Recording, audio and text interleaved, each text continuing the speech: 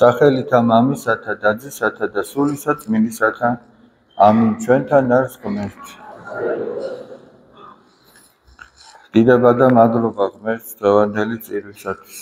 ჩვენ დღეს ორი სახარება წავიკითხეთ. უბრალოდ სახარებიდან ორი მონაკვეთი წავიკითხეთ და ერთ-ერთ მათგანში აღწერილია სასწაულებრივი თევზის ჭერა მოციქულთა მიერ. მაცხოვარი მიდის გენესარეთის ტბასთან. იქ არიან პეტრე და ანდრია ძმები და ისინი უკვე მოსწდა სხვა ადამიანები კიდე, ისინი ჯერ მოციქულები არ არიან. ესე იგი, უკვე თავის ბადეებს კეცავენ, ეცხავენ და მორჩენილი არიან თევზაობას, მთელი ღამე იშრომეს, ითევზავეს. მაცხოვარი მიდის და უამრავ ხალხთან ერთად და სთხოვს, რომ ჩაჯდეს მათ ნავში და შეაცურონ ეს ნავი სიღრმეში, რომ იქიდან ხალხს ასწავლოს.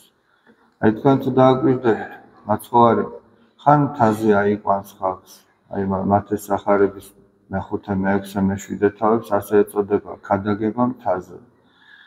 ხან უდაბნოში გაიყვანს განმარტოებით, ხან სადღაც ერთ რომელიღაც სახლში შეკრებს, მაგალითად საიდუმლო სერობა, ხან ასე ზღვის ნაპირზე, რომ განმარტოებით ესე იგი დაელაპარაკოს. და რას გვასწავლებს ახლა აი შეხედეთ. იმ ხმაურიან ადგილებში, იმ ფაციფუთში, იმ უამრავ საზრუნავში ადამიანი ისე გულდასმით ვერ უსმენს უფალს. და ვერც შეიძლება თავის სინდის. და როდესაც ადამიანი ჩვევად დაიდებს, ესე იგი, და როგორც ნათქვამია, ჩვევარ ჯულზე უმტკიცესია, ჩვევად გაიხდის იმას, რომ განმარტოვდეს გარკვეული პერიოდულობით, არა, რამდენიმე წუთი მაინც განმარტოვდეს და იფიქროს უშუალოდ იმაზე, თუ ვინ არის თავად, რა საიდან მოვიდა, სად მიდის, რას აპირებს, რა იქნება საბოლოო ჯამში, ესე იგი. და საკუთარ თავზე იფიქროს, ესე იგი, როგორც ქრისტიანს, როგორც იმ ადამიანზე, ვისაც ქრისტემ მოუწოდა სულის გადასარჩენა და ვისთვისაც ქრისტე ჯვარს ეცა. აი უბრალოდ ჩვენ გვჭირდება, ძალიან გვჭირდება, თან ისე კი არა, რომ მოდი ესეც იყოს, არა, ეს აუცილებელია, ეს ჰაერივით აუცილებელია, რომ ადამიანს ჰქონდეს ის განმარტოების რამოდენიმე წუთი. როდესაც მხოლოდ და მხოლოდ საკუთარ თავთან დარჩება, ყოველგვარი აი ხასუსონ ტექნიკის გარეშე. მხოლოდ იფიქრებს საკუთარ თავზე. თავის შიგნით ჩაიხედოს უნდა ადამიანი. და მერე ბევრი რამე თავის ადგილზე დგება ხოლმე და ლაგდება. ყველაფერს ადამიანი უბრალოდ ყველაფერს შეიძლება არა, მაგრამ ნელ-ნელა ბევრ რაღაცას ადამიანი სწორად აღიქვამს. შეიძლება მიხვდეს იმას, რომ რაზეც ნერვიულობდა, სულაც არ არის ანერვიულობა. ან რაზეც გულგრილად იყო, ის ნამდვილად საფიქრალია და სანერვიულო. მაცხოვარი როდესაც უქადაგებს ხალხს, შემდეგ ეტყვის, რომ შეაცურეთო ნავიო და ჩააგდეთო ბადეო მარჯვენა მხარეს. და სიმონ პეტრე ეუბნება, უფალოო ჩვენო, მთელი ღამე ვიშრომეთო და ვერაფერი ვერ დავიჭირეთო, მაგრამ შენი სიტყვის გამო ჩავაგდებთო ბადეს. და უამრავი თევზი დაიჭირეს, ესე იგი.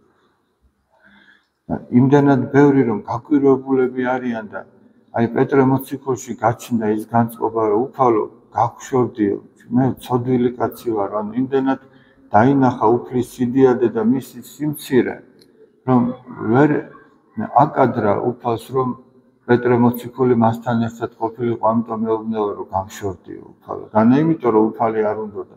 განა ისე, როგორც გერგესელოთა მხარეში ეუბნებიან, უფალო, წადიო ჩვენგან, რადგან ხორციელი ზარალი ნახეს, არა. არამედ საკუთარი უღირსების განცდა მათქმევინა, რომ უფალო, მე რა ღირსი ვარ, რომ შენ სიახლოვეს ვიყო და ამიტომ გამშორდი უფალო.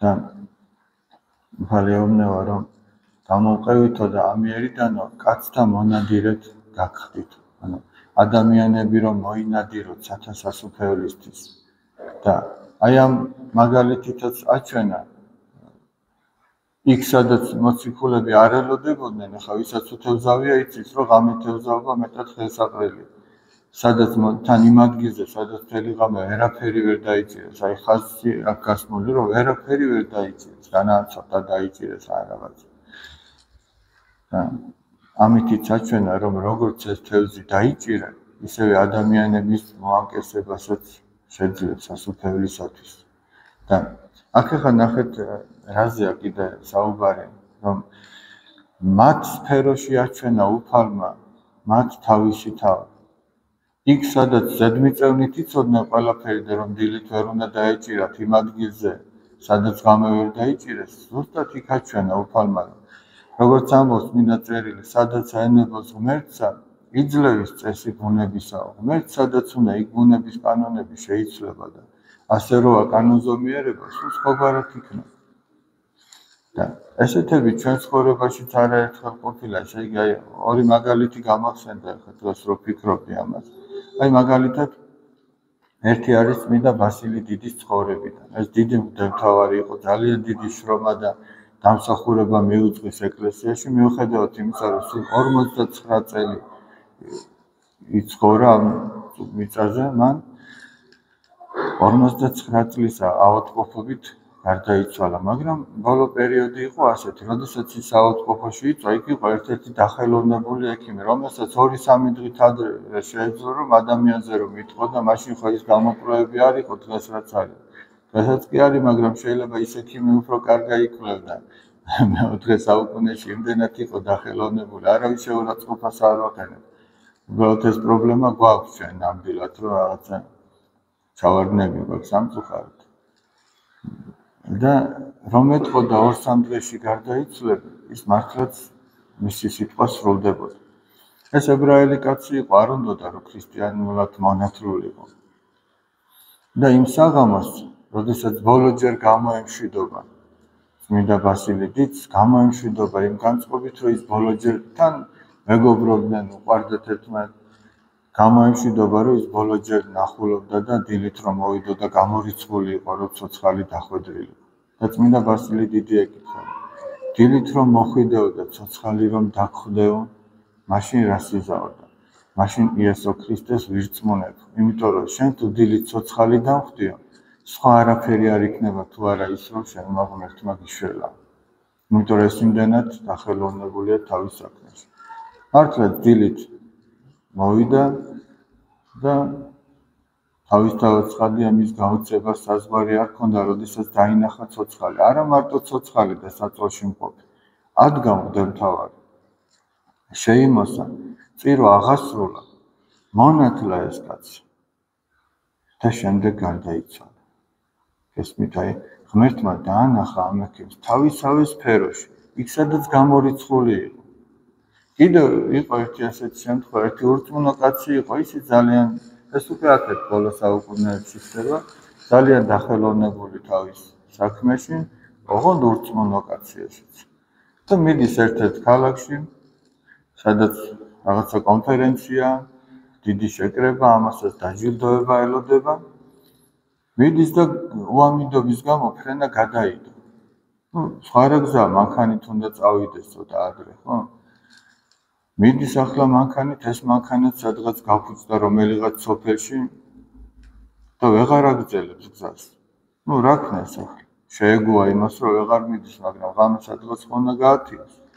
აიხეთ გამოიხედება, სადაც შუქს დაინახავს, პირველი იქ მივა და აკაკუნებს.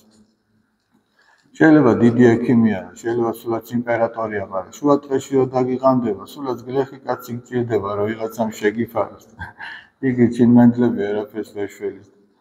მივიდა ეს კაცი ცალ მოგზალები და აკაკუნა კარებზე, გამოვიდა მანდილოსანი სიხარულით მიიღო, მოგზანდითო, ღვთისმოყარე ქალი ჩანდა როგორც ჩანს და ღვთისმოსავი როგორც შემდგომაც გამოჩნდება. მიიღო სახლში, რაღაცა შეციებული იყო ეს კაცი, ჩაი დაალევინა, რაღაცა გაუმასპინძდა და შემდეგ ბოდიში მოუხადა. ბოდის გიხდიო, ბატონო, ამან არ იცის ქიმია ეს, ინჟინერია თუ პილოტია არ იცის. მოდის გიხდიო ბავშვი მყავს ვავად და წავალო მიუხედავა და მიდის და დაიჩოქება ამ ბავშვის საწოლთან და ღმერთს ევედრება კვლავ და ესე კი მიშევა და კითხავს რომ რა ჭირს ამ ბავშვს და არ მახსოვს ახლა რაღაცა ისეთი დაავადება უთხრა ძალიან ძიმე და თან უთხრა ამ ქალბატონმა რომ ჩვენო მაგის შესაძლებლობა არ გვაქვს მაგრამ ამა და ამ ქალაქშიო ამ კაცის ქალაქს ასახელებს ესა და ეს ექიმი არისო მე ვიცი რომ მხოლოდ იმას შეუძლიაო ამ ჩემი შვილის განკურნება და ჩვენ არა გვაქვს შესაძლებლობა რომ იქ ჩავიდეთ მაგრამ მე ღმერთს ვევედრებიო და მე მჯერავს რომ ღმერთი აი ამ დედის წრემლიან ვედრებას უპასუხოდ არ დატოვებს ახლა წარმოიდგინეთ ამ კაცის გაკვირვება რისთვისაც ევედრებოდა ეს ქალი ღმერთმა თვითონ მიიყვანა ეს კაცი ამ ოჯახში და იქ სადაც თვითონ ურწმუნო იყო და ვერაცნობიერებდა იქ დაანახა ღმერთმა რომ აი როგორ შეუძლია რომ ეს ორი ადამიანი ერთმანეთს შეახვედროს ეს მითა ამ მოციქულებსაც ეგრე დაანახა იქ სადაც თქვენ შეუძლებლად მიგაჩნიათ იქ მოგცემს ღმერთი თუ მიენდობი მას თუ ისე იზავ როგორც პეტრე მოციქულმა თქვა უფალო ჩვენ ვერ დავიჭირეთ მაგრამ რადგან შენ გვეუბნები გავაკეთებთ ამის გამო დავით მეფსალმონე ამბობს არა თუმცა უფალმან აღაშენა სახლი ცუდად ჩვრებიან მაშენებელნი მისნი ანუ თუ უფალმა არ ააშენა სახლი თუილა იჯებიან მისი მშენებლები და ბაბილონის გოდოლს არ აშენებდნენ არა თუმცა უფალმან დაიცვა ქალაქი ცუდად იღვიძებენ ხუმილნი მისნი ანუ თუ უფალმა არ დაიცვა ქალაქი მისი დარაჯებით თუილად ფხიზლობენ ისე რომ ჩვენ ცხოვრება ის წესე თუ უფალმა არ მოიღო წყალობა და არ ინება ის რაზეც შენ ფიქრობ და ფაციფუცობ ტყუილია შენი ფაციფუცი ამიტომაც ამბობს უფალი რომ პირველად სასუფეველი და მისი სიმართლე ეძებეთ და ყოველივე შეგეძინოს თქვენ პირველად ადამიანმა უნდა ეძებოს თავისი სულის გადარჩენა რომ აი რაზეც თავში დავიწყოთ რომ განმარტოვდეს ჩაიხედოს თავის სულში სული მოითხოვს აი სპორტსაც დააკვირდით კრივში მაგალითად პირველი რაუნდის შემდეგ შეჩერდება ორივე მოკრივეს თავის კუთხეში გაიხმობენ იქ წვრთნელი დაარიგებს ცოტა წყალს დაალევინებენ ცოტა სულს მოითხოვს გააგრილებენ და შემდეგ გაგრძელებს ფეხბურთში ერთი ტაიმი დამთავრდება შესვენება ეხაც მწვრთნელი დაარიგებს ცოტა შეიცვალებენ კალათბურთში თავისი ტაიმაუტი რბოლას თავის ბოქსებში შეაყენებენ იქაც მოაწესრიგებენ და გამოუშვებენ ახალი ენერგიით არა ადამიანიც ეგრე უნდა ამითი სული მოითხოვს ამ მცირე განმარტოებებით იმ ახსარებით იმ ყოველკვირად ზიარებით და თუ ამას არ გააკეთებს წარმოიდგინეთ ახლა ორ მოკრივეს შორის ერთი რომ პერიოდულად ისვენებდეს რაუნდებს შორის და მეორე 5 რაუნდს რო პირდაპირ რა იქნება აი ესე ვართ ესე ზოგჯერ ჩვენ რომ იმ ფაციფუცმა გაგვიყოლა და როგორც დავით მეფსალმონე ამბობს რამე თუ მეძინამე ზრუნვით ძილი როგორღა თუ გძინავს როგორ აზრუნავდა თუ ზრუნავ კიდე ძილი იმ საზრუნავებში რომ ჩაეძინება ადამიანს სულიერად რომ ჩაეძინება აი ამაზე ლაპარაკი და რო აღარ ფხიზლობს და აღარ ახსოვს არც თავისი სული და არც ამ წუთი სოფლის სწრაფ წარმავალობა აი გარი რომ სულიერად ჩაეძინება ადამიანს ღმერთმა მოგვანიჭოს ჩვენ სიფხიზლე და მოგვანიჭოს აი იმის შემეცნება რომ თუ ადამიანი ღვთის სიტყვას მიენდობა და სულიერის გამო ხორციელს გადადებს ის მიიღებს ამ სულიერსაც და არც ხორციელის გარეშე დარჩება უფალმა ჯერ სულიერად დააპურა ხალხი სხვაზე რომ შეაცურებინა ნავი და უკადაგადა შემდეგ არც ხორციელი დააკრო და ის თევზიც დააჭერინა ეს თითოეული ჩვენთაგანის ცხოვრებაში ასე იქნება ვინც ეს გამოსცე ვინც მიენდო უფალს ეს თავის თავზე გამოსცემ როგორ ამბობს დავით მეფსალმონე იყავ უფალო წყალობა შენი ჩვენზე და ვითარცა ჩვენ შენ გესავთ ანუ ისე იყო შენი წყალობა ჩვენზე როგორც ჩვენ გვაქვს შენი იმედი ეს უფლის სიტყვებია წმინდა წერილის სიტყვებია და შეუძლებელია რომ ეს ისე ჩაივლიდეს რომ არ აღსრულდეს. ამიტომაც აი ჩვენ დავაკვირდეთ ჩვენ რამდენად ვანდობით უფალს. ერთი ასეთი ამბავიც გამახსენდა სხვათა შორის სამბოლო დროს კიდევ ერთხელ წაკითხული. ხანძარი გაჩნდა სახლში და გამოიქცნენ მთელი ოჯახი, მამა, მეუღლე, შვილები და გამორბიან და რომ მოიხედეს აღმოაჩინეს რომ ერთი პატარა ბიჭუნა მათი ოჯახის წევრი თურმე არ არის ამათთან ერთად. რა ვიცი, იმ სიჩქარეში მაგ დროსაც ხშირად პანიკა და უცბად ვერ ხდება. და გაიხედეს და მეორე თუ მესამე სართულიდან ეს ბავშვი კვამშია, გახვეული ცეცხლია და ყვირის, ესე იგი, შველას ითხოვს და მამა ეუბნება, მივიდა ამ ფანჯრის ძირში და ეუბნება, შვილო, გადმოხდიო, დაგიჭერო. და ეს შვილი იქიდან უყვირის, მამაო, მე ვერაფერს ვერ ხედავ, სად გადმოხდიო და შენ შეიძლება ვერ ხედავ, მაგრამ მე ხედავ და გადმოხდიო. და ამ ბიჭმაც მოიკრიბა ძალები და გადახდა და მამის კლავებშიც აღმოჩნდა.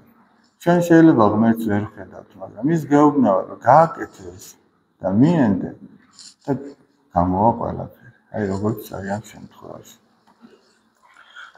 მერთმა დალოცვილი და გახარებულები გამყოფოთ. ამ კვირაში არის ერთი კალენდარი მომიტანი. დღესასწაულია ხუთშაბათსთან. ჩვენ ოთხშაბათს საღამოს ხო პარაკლისიც გვექნება და ღამით წირვა გვექნება. 12-ის ნახევარზე წირვა გვექნება და შაბათს უკვე წირვა იქნება ერთ-ერთ სოფელში. თქვენ იცით რომ ჩვენ ორ სოფელშიც ვსახურობთ. ესე იგი, წმინდა ივანე ღვთისმეტყველის ხსენების დღე არის ერთ-ერთი მოციქულისა და ამავე დროს არის ივერიის სკოლაწმინდა ღვთისმშობლის ხატის დღესასწაული. ან ეს რა დღესასწაულია? პატრიარქის როცა კურთხევით ათონის მთაზე. ზუსტად იგივენაირი ხატი, რომელიც ხატიც მე-10 საუკუნეში მიბრძანდა ათონის მთაზე და ივერიონის მონასტერში არის დაბრძანებული. პატრიარქის კურთხევით ათონელმა ბერებმა შეასრულეს ეს ხატი. დაწერეს ეს ხატი და 1989 წელს, ზუსტად აი ამ დღეს, ახლა რო ხუთშაბათი მოდის, ჩამოვიძანდა საქართველოში. ეს ხატი რომ სიონის საპატრიარქო ტაძარში დაასვენეს, დღესაც იქ არის დაბრძანებული. შემდეგ შუშაზე არის წინა მინა რაც ქონდა, იმაზე არის გადასული ეს ხატი და ეს უკვე წმინდა მეფე ვახტანგ გორგასლის ეკვდერი არის, მარცხენა მხარის ეს ეკვდერია წმინდანის სახელობის. იქ არის ეს ცალკე შუშა არის, უკვე ცალკე შუშაა და ცალკე ხატიც არის, ორივე როგორც ხატი ესე არის. ეს დღესასწაულია მოკლედ ხუთშაბათ დღეს და ჩვენ შეგვიძლია რომ ერთად შევასრულოთ წირვა ოთხშაბათ ღამით.